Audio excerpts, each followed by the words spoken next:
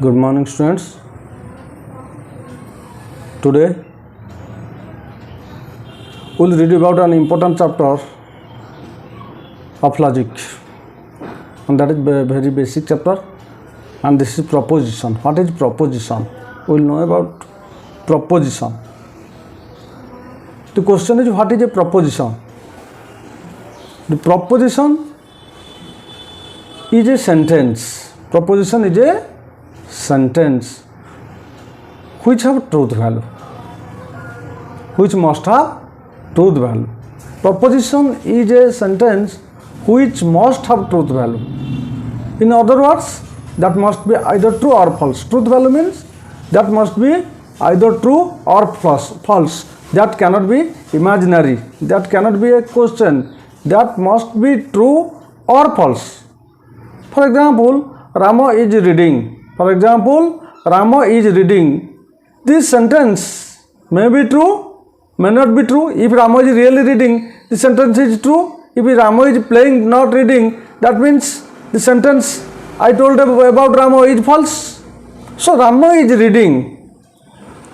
This has truth value. This can be a proposition as it can be either true or false. But I told a sentence, and the sentence is, the elephants are flying. Elephants are flying. Can it be true? No, it can never be true. It can't be also false. It is an imaginary sentence. Elephants are flying. This has not truth value. This has not truth value. It is neither true nor false.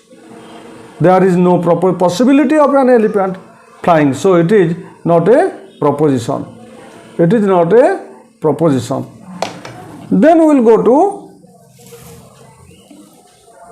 the quality of a proposition. What is the quality of a proposition? Quality of proposition is of two types. One is affirmative, another is negative. Then the quantity of a proposition, it is also of two types: universal, particular. All these propositions are categorical proposition. Quality of a categorical proposition, two types: affirmative, negative, and quantity of a categorical proposition is universal and particular. So types of categorical proposition, there are four types of categorical proposition. There are four types of categorical proposition. One is universal affirmative, that is a proposition. Universal affirmative, that is a proposition. Then universal negative, E proposition. Universal negative, E proposition. Then comes particular affirmative, I proposition. And last, particular negative, O proposition. If we give example, then universal affirmative proposition is known as A proposition. All S is P. All S is P.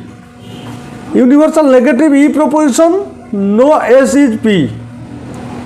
Then particular affirmative, some S is P, and particular negative O proposition, some S is not P. And now we will learn about which term is distributed and which term is not distributed in different proposition. A proposition distributes the subject term. A proposition distribute the subject term but does not distribute predicate term. All S is P, here S is distributed and P is not distributed. We have to remember that in universal affirmative proposition or A proposition, subject term is distributed and predicate term is not distributed. We have to remember it. Then E proposition, universal negative E proposition. In E proposition, both the subject term and predicate terms are distributed. Here no S is P, S has been distributed, P also has been distributed. Then comes particular affirmative I proposition. I proposition does not distribute any term. I proposition does not distribute any term. It distributes no term. No S term is not distributed, P term is not distributed. No term is distributed in I proposition.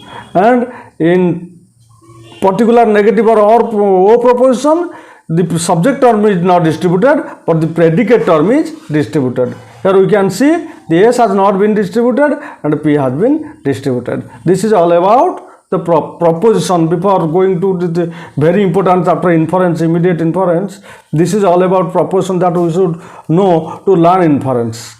So I hope this video appeals to you. You learn many things about proposition. If you like the video, please like it, subscribe it, and comment it, and press the notification bell. Thank you.